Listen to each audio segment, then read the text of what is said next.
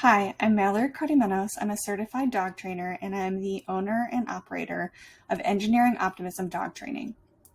Today, we're here to talk about the foundations of training. In order to talk about training methods, or even getting into training, we first need to talk about the learning environment. So before we even start to teach a new behavior, we need to make sure that our learner, ourselves, and the learning environment is prepped to be able to train our dogs. This means clearing the learning environment of all distractions, isolating any props we're going to use, ensure that our dog is prepared, so our dog has been fed, they have pottied, they have access to water, that our reinforcers are prepared, and that they match the level of difficulty, which I'll talk about in just a second, and that ourselves are prepped to be able to train. So what I mean by that is we're not in a bad mood, we're not frustrated, we're not sad. We want to make sure that we're in the right mood to train, so we're not getting frustrated with our dogs and we're not getting frustrated with ourselves. Now, when it comes to the level of reinforcer, what I typically am talking about is food. So reinforcement, or what is reinforcing, is really up to our learner, and dogs tend to find food reinforcing, generally speaking, most dogs. And generally speaking, for most classes, we're using food because it's the easiest reinforcer for us to use. So when we're using food, we want to think about what the value of that food is to our dogs.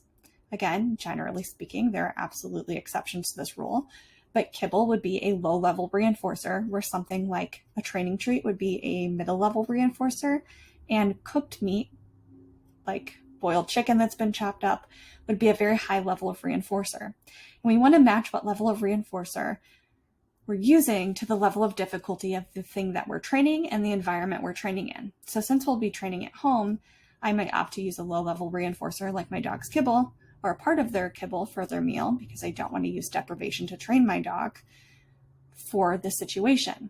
But I also would recommend have a variety of level of reinforcers on hand. So we would have some of our dog's kibble on hand, maybe some training treats that we have chopped up ahead of time, and some cooked meat. Another important thing to talk about when it comes to reinforcers is they can be very teeny tiny. We're talking the size of a pencil razor at most. We want them to be easily consumed and quickly consumed so that we continue on with our training. The first training method is capturing. So capturing is exactly what it sounds. We're waiting for our dog to perform the desired behavior, and then we're capturing it like we're taking a picture on a camera. So this method is really preferred because it requires that our dogs problem solve and think for themselves, but it also only tends to work well with behaviors that our dogs offer naturally. So things like sit, lay down, maybe paws up, maybe if our dog does a play bow, that's something we could capture. And how this generally goes is that we wait for the behavior. So let's use sit as an example. I wait for my dog to sit. We mark that behavior, so we can use a clicker or a verbal marker. We might even use a tactile marker. There's plenty of different types of markers that we're using.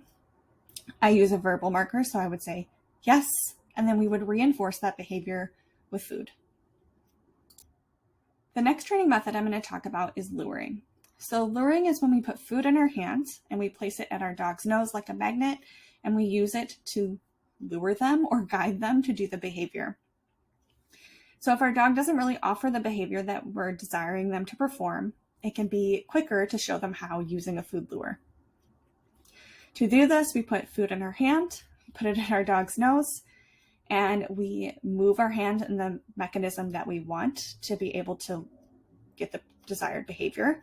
We mark that behavior and then we reinforce it. So if I'm trying to teach my dog to sit, I would put this at their nose and lure up until they sat. As soon as they sat, I would say yes, and then I would reinforce the behavior.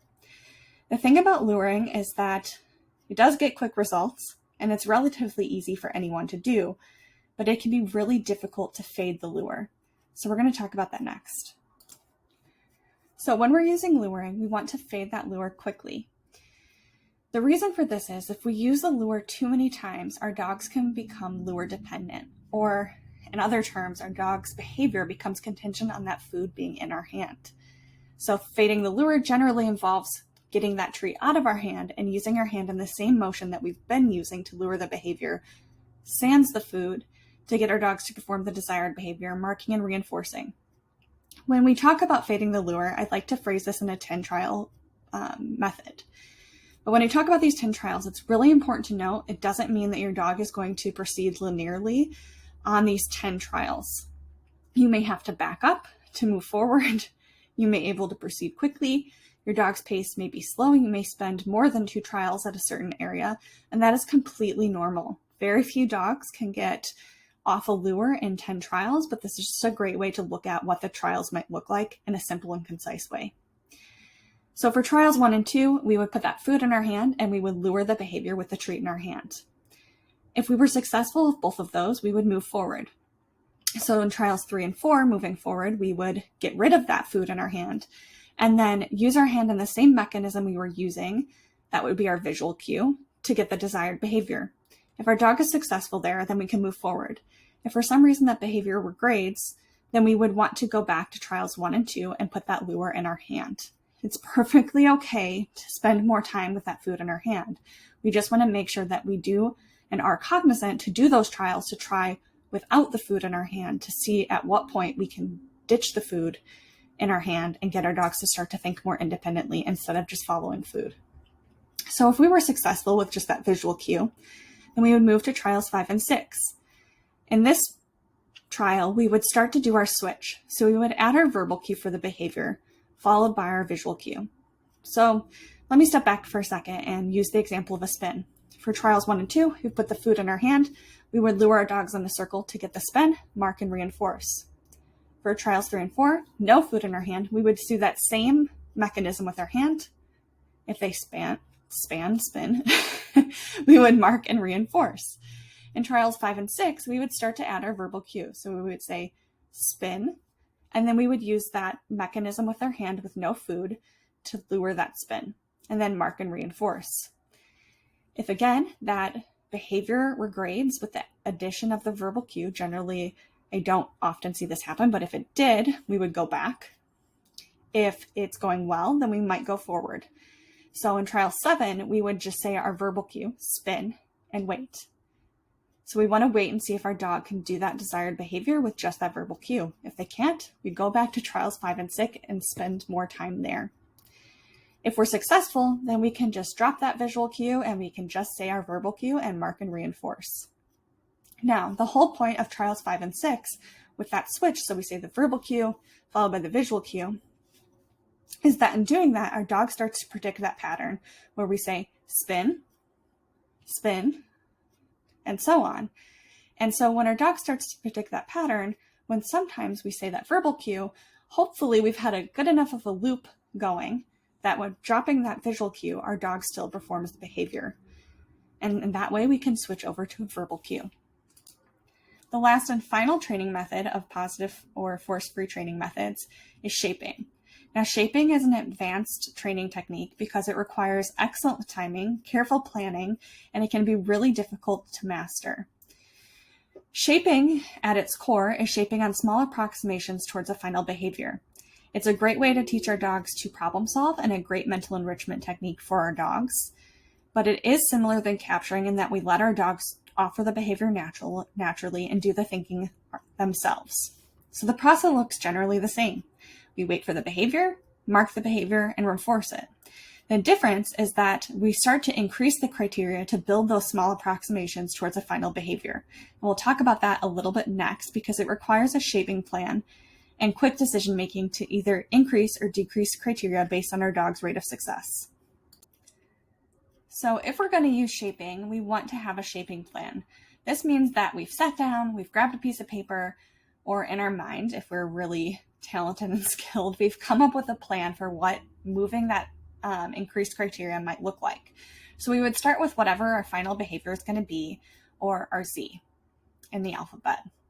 So in this example, I'm saying that I'm setting a book on the floor, and the final behavior that I'm desiring to get is my dog places both of their front paws on the book. So that's my goal behavior, or Z. And then we want to think about where our dog might begin in terms of doing that behavior. So that's our letter A. And so in letter A, I've guessed that my dog might look at the book because there typically aren't books on the floor at my home. So my dog might be interested that that book is there. So that could be something that I could mark and reinforce. And then from there, we want to start to fill in the gaps and break it down into micro behaviors from A to Z. So if my dog looks at the book, they might also then move towards the book, and that's something I can mark and reinforce. They might smell the book, which I can mark and reinforce. And then because I've reinforced smelling the book, they might nose touch the book, and I can mark and reinforce that. And then maybe they might paw swipe at the book. I can mark and reinforce that.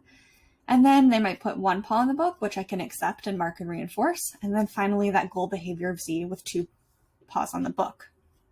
So the idea is we're defining the goal, we're guessing our starting point, and then we're filling the gaps in between.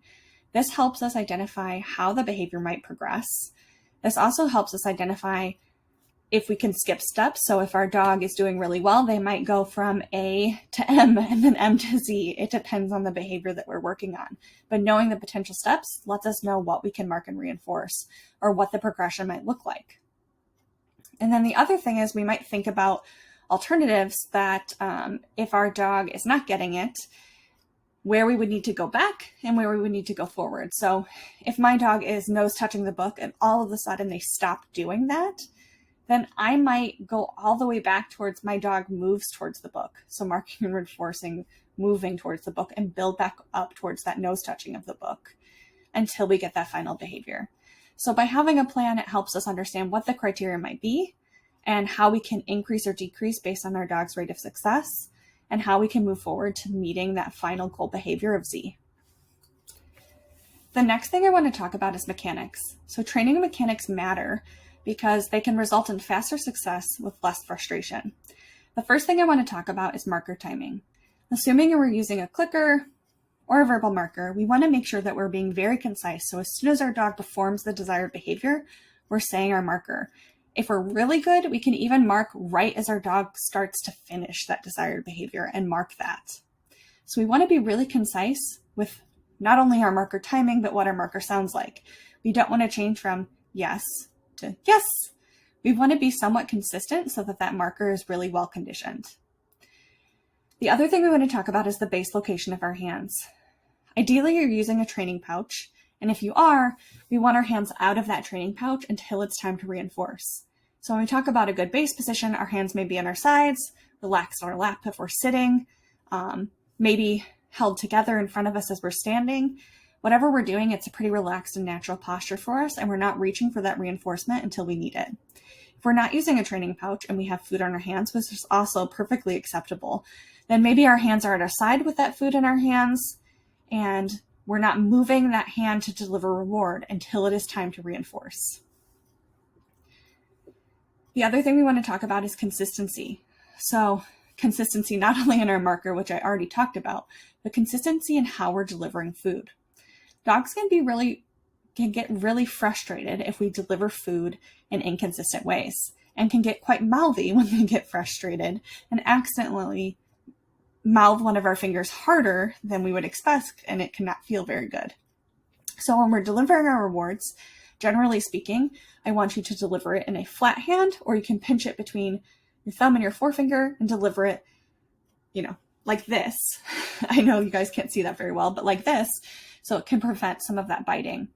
But a flat hand is generally desired, and we want to think about lowering like an elevator down to our dogs just below their chin, which is the point they would reach down and get the food.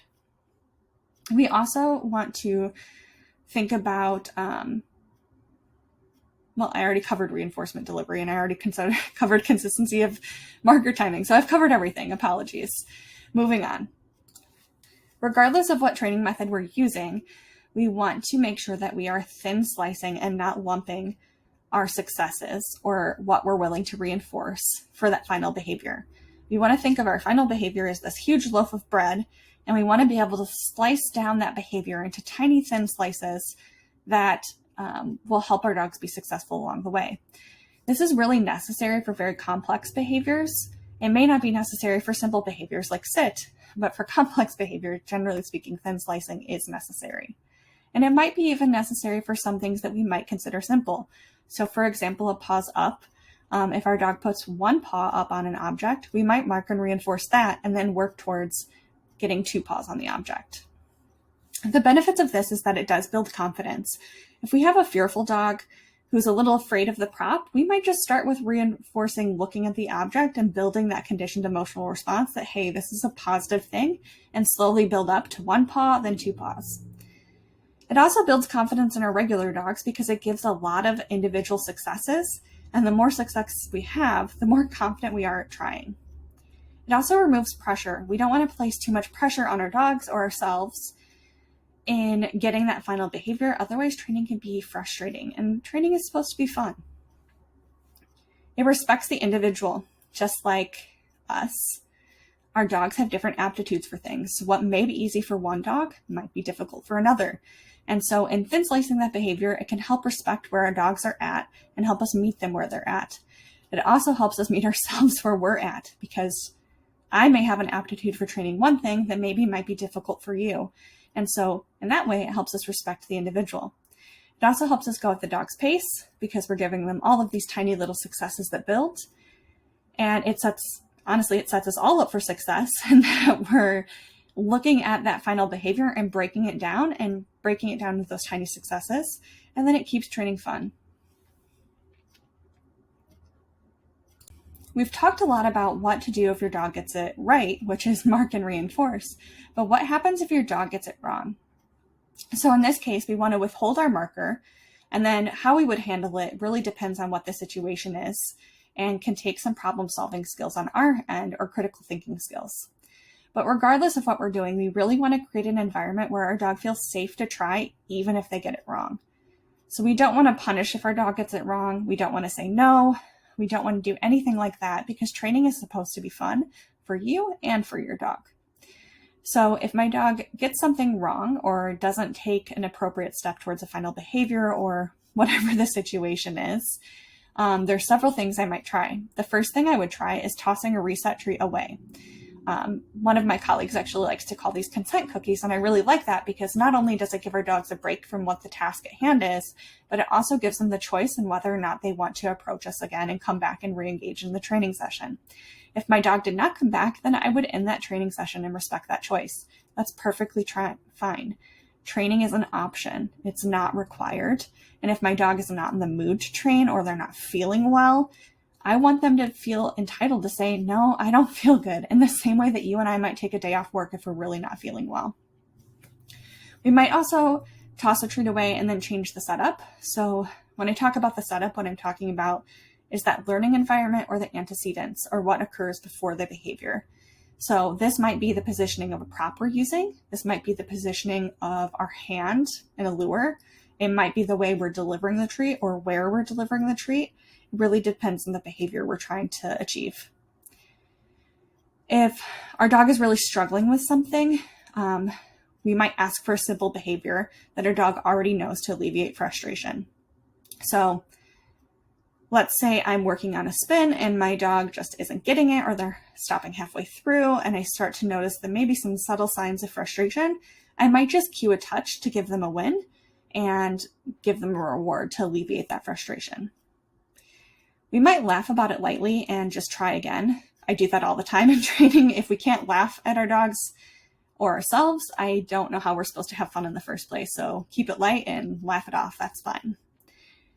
You might also give your dog a break. So let's say I'm working on my dog jumping into my lap on cue. So if I'm working on that behavior and my dog starts to feel reluctant to offer that, or is reluctant to offer it in the first place, I want to start questioning why. Is my dog capable of the physicality or physical requirements to jump on my lap? Or have I asked too many reps? Because even things like sitting repeatedly can be considered a canine fitness exercise, because just like us, if you sat up and down or stood up and then sat in a chair time and time again, you might be a little sore the next day if you're not used to doing squats or working out. So we want to make sure that we're meeting our dogs where we're at. And if they're offering some reluctance in doing a behavior, or if they're getting frustrated or struggling, then we want to give them a break. Maybe they need to get some water. Maybe we do a quick treat scatter. So oftentimes if I feel like my dog's arousal is getting too high, specifically with Ollie, he tends to struggle with that, I can do a treat scatter to encourage him getting his nose to the ground and sniffing things, and that can help bring that arousal down. Ideally, by taking care in how we're setting up our learning environment before we start to teach a behavior, we can make the desired behavior the behavior that is most likely to occur, and in that case, eliminate the possibility of our dog getting it wrong. But in case that they do, I wanted to prepare you with things that you can do to help cope with that in a positive way. Now that we've talked about all the training methods, what to do if our dog gets it right, what to do if they get it wrong, we want to talk about adding a cue. So a cue, formerly known as a command, is a word or action attached to a specific behavior the dog has learned. So I want to pause for a second. We've commonly referred to cues as commands in the dog training world for many, many, many years. And now we're kind of changing that language to cue. And this is something that's really important to me personally because the language we use matters. When we say command, that typically implies that there's no option. Our dogs must comply or else. And I like to reframe that into a cue. So, can you perform this behavior? The difference there is comply or can you? A question. And that's generally what we want to be striving for, because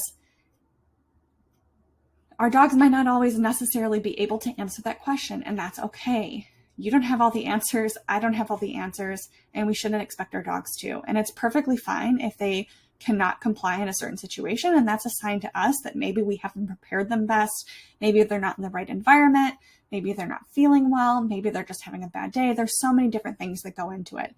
So I like to use the word cue, as do many other trainers these days.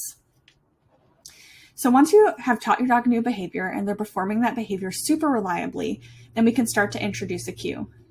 Generally speaking, I like to say that if you're willing to bet $50 that your dog will perform the behavior again, then you can add your cue then. To do this, we would just cue the behavior, whatever our cue is going to be, whether that's visual, verbal, or tactile, we give that cue. Then we use whatever training method we're using to get that behavior, whether it's wait for or luring it. We mark the behavior and then we reinforce it. When adding a cue, we really want to avoid using like-sounding cues. So an example of this is bow and down. Both of those have that OW, ow sound that can be hard for our dogs to discriminate. So to help with this, I really suggest creating a cue library. It doesn't have to be complex. It can just be on a piece of paper. Write down whatever your cue is, whether it's visual, verbal, tactile, and then what the description of the behavior is so that you can quickly reference that and decide whether or not a cue is going to be too similar sounding. Now, all of this is a general guideline, but in some cases, I might recommend adding a cue sooner, especially for simple behaviors, because I find that cue can serve as a prompt to act. So if I suggest that during a training call or during a group class, don't be surprised because sometimes it can help our dogs. But generally speaking, we want to wait until we're willing to bet $50 that our dog will perform that behavior. Now let's say that you already have a cue and you want to switch that cue to something else. That's called a cue transfer, or changing from one cue to another.